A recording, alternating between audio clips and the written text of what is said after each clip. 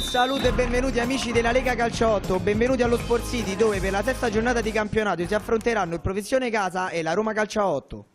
Seferi, uno sguardo al centro, serve San Marco finta il tiro, l'appoggio verso Guadagno e il mancino, palo.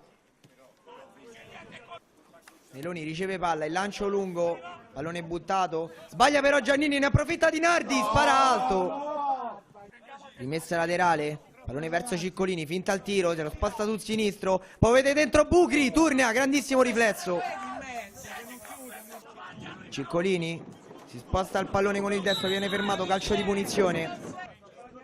Con il destro anda Bucri, pallone toccato, parte la botta, Turnia copre bene lo specchio della porta.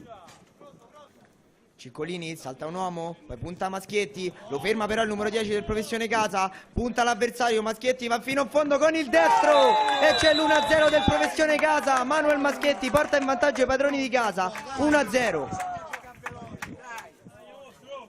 Ciccolini in possesso del pallone, viene fermato però da Maschietti, pallone in avanti verso Di Nardi, Chianese però blocca tutto, poi ancora pressing di Maschietti che ruba il pallone al numero 6 della Roma, pallone dentro a cercare Di Nardi, esce bene Gabriele. Paoli dentro a cercare Bucri, viene incontro, toccato da dietro il numero 9 della Roma, calcio di punizione. Andrà Sestili con il destro, parte in corsa il numero 10 di potenza sotto la barriera, para Turnia, arriva Guadagno e fa 1-1 il pareggio della Roma su calcio piazzato, il tapin di Guadagno, 1-1. In avanti il Professione Casa, pallone verso Maschietti, Maschietti se la porta sul destro, tutto il campo Maschietti, la parata di Gabriele. Pallone indietro verso Guadagno che apre di prima l'indirizzo di Sestili. Sestili uno sguardo al centro a cercare Bucri, pallone messo fuori, poi arriva San Marco con il mancino ed è il 2-1 della Roma, ribaltano il risultato gli ospiti. La Roma passa in vantaggio con questo sinistro maledetto di San Marco. Maschietti punta al diretto avversario, Maschietti se la porta sul sinistro, viene toccato da dietro, calcio di punizione.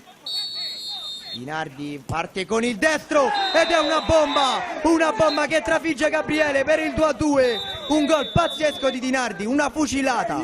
E arriva il triplice fischio finale che sancisce la fine del match, la Roma impatta in casa del Professione Casa e fallisce il sorpasso in testa alla classifica.